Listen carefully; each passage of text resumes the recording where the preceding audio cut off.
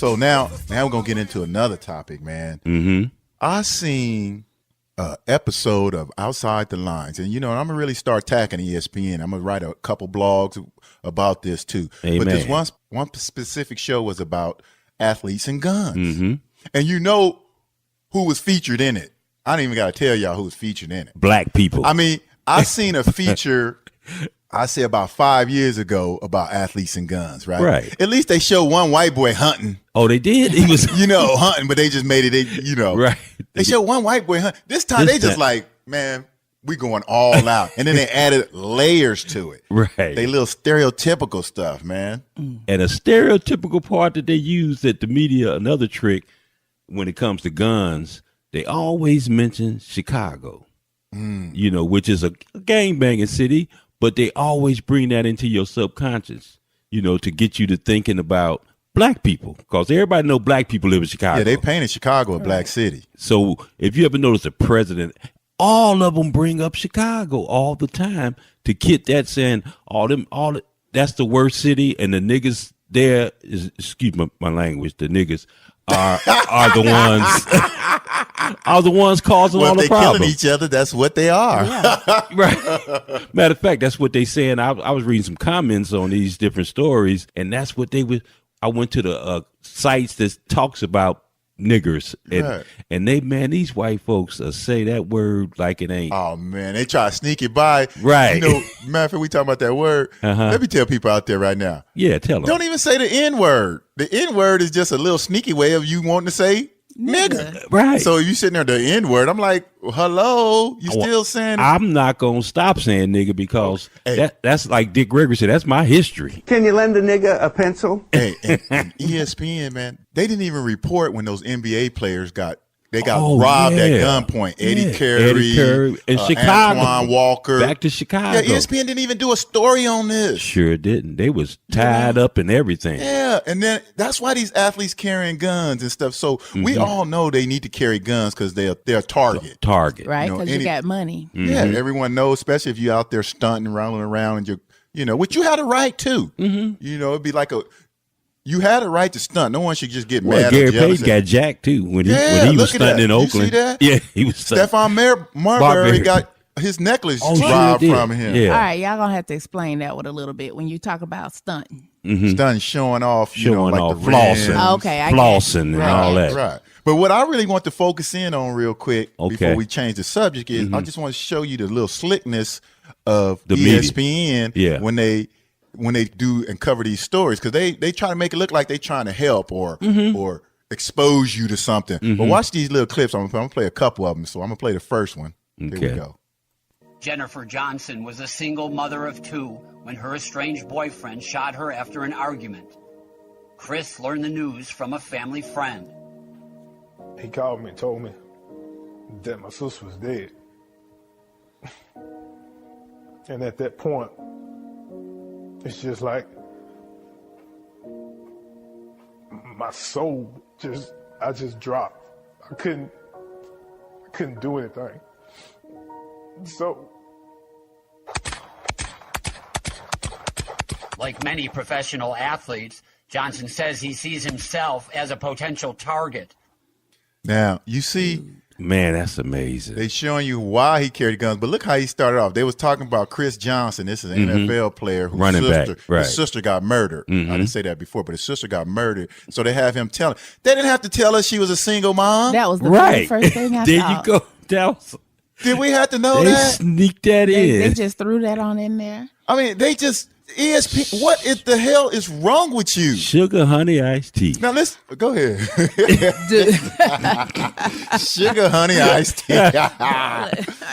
Whoa! Now listen to this one though. Here go another one. Right now, this one is T.J. Ward. He's a defensive back for the Cleveland Browns, and his best friend got shot when he was in high school. Right. So now they're gonna tell us. Now this is part of the whole story Outside the Lines is doing. But I just took these little parts just to show you how they try to be slick. Listen to this one. Okay. T.J. Ward is a safety for the Cleveland Browns. He was only 17 when he lost Terrence Kelly, his friend and high school teammate. He was just that type of person where you couldn't stay mad at him because he was going to do something that made you laugh.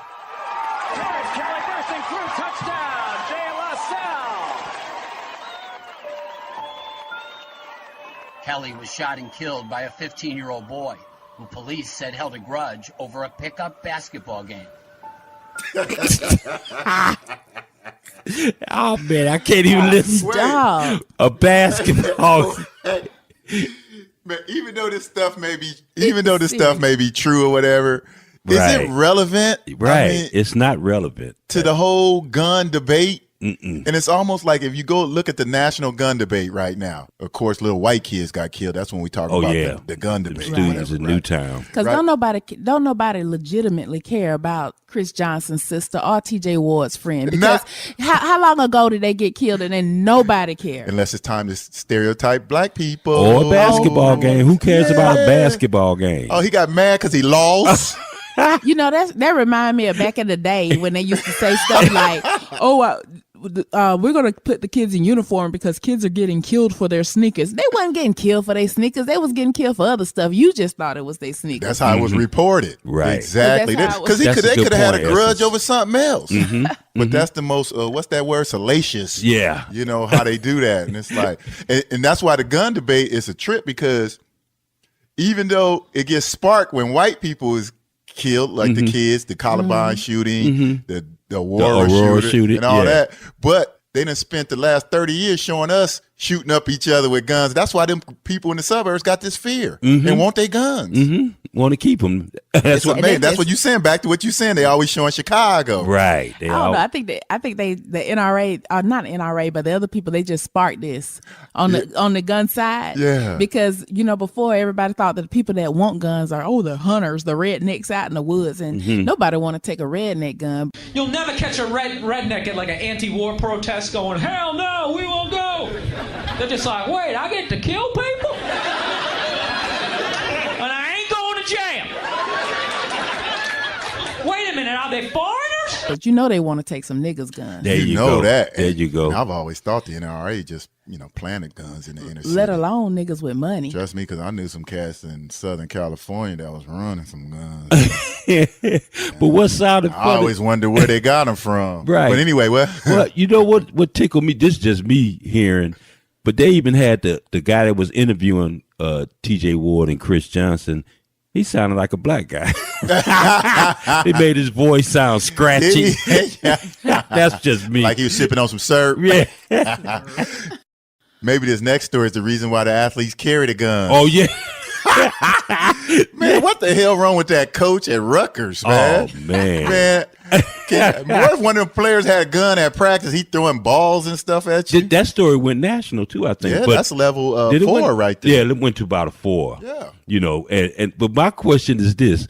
What kind of brothers, because they 18 to 20-year-old basketball players that play at that school, brothers don't let that happen to them. All of them? I had a coach yell at me one time, and that was it. He never yelled at me. I went and talked to him in his office, right. And then he did it again, and his son was on the sideline, his little 13-year-old son, and Latrell Sprewell tried to kill his coach. Hello, where is Latrell when we need him? When you need him. That is crazy. That reminded when I saw something like that, the guy over the sports program, his boss, I can't remember his name, started with an L, but he was the boss of the coach. Yeah, right. He was saying how that might have been all right in the 50s, but it's not all right now. And that's one thing they keep focusing on. I heard Sean Hannity last night. I was gonna get this clip, but I was just listening to the analyzer. He was talking about that's just discipline. These players are tough. They're 6'5". They're 280 pounds. They can handle that.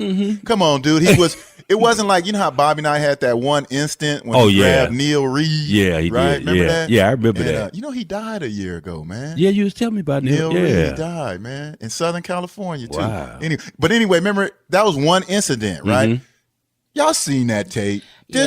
He was kicking players, calling them faggots, everything. That it reminded me, they especially said back in the 50s, I remember stories, my uncles and stuff going to school and talking about stuff. And they had a particular teacher who was their coach, but he was also their history teacher. So, this is a whole another dynamic. This is in the classroom. And he was a white guy.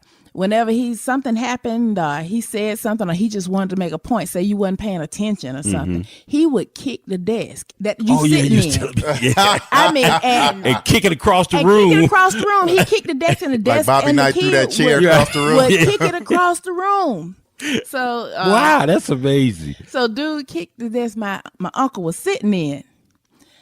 Man, Uck said he skipped his next period to make sure that man's tires was flat. And that was in the 50s. That shit was not okay in the 50s. All right, man, it wasn't okay. That couldn't have been like out the clear blue sky.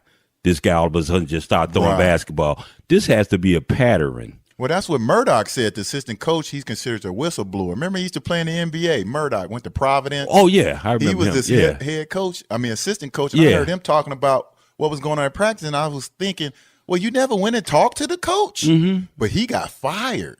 For reporting, almost like what you're talking about with your teacher situation. Right. You know, I guess black people can't be whistleblowers. No, they can only be. We can't be whistleblowers. You got to be the criminal in the situation. You know, because they just suspended that coach 3 days when they found out all this. Man, so now they fired him because it went national. Oh man, but what I see, one of my things that I see in this, my philosophical things is I see white slave overseers like they used to have in the slavery days, still beating the slaves. Oh, that's what it looked like with him. But you notice they showed him doing a lot to the white players. That's probably why they did that. He hit some white players too? Yeah, he kicked some white players. I got to take that back. No, you got to take that back. Not really. Because that's just what we seen. Yeah. No telling what. You know what now? I believe one of the reasons why these coaches get away with it is because they usually just get tapped on the hand. Yeah. Look at Latrell Sprewell when he choked his coach. Oh, there wasn't even no tape. Right. That man lost $10-15 million off the bat. Wasn't even on tape. Right. Got suspended for the rest of the season. Right. What happened to Bobby Knight? He doing commercials. He's in anger management movies now. Wow. They make jokes about his anger. Yeah, and throwing a chair across the basketball court. Yeah, they said I seen the commercial where he said that's not the way to throw a chair. Yeah, I seen that on a food commercial. On the WWE. Yeah, I mean, what kind of stuff is that? That's amazing. Man, they get away with a lot. They do. You know why they get away? Why? It's white man's world. It's white man's world. I ain't saying I'm innocent at all.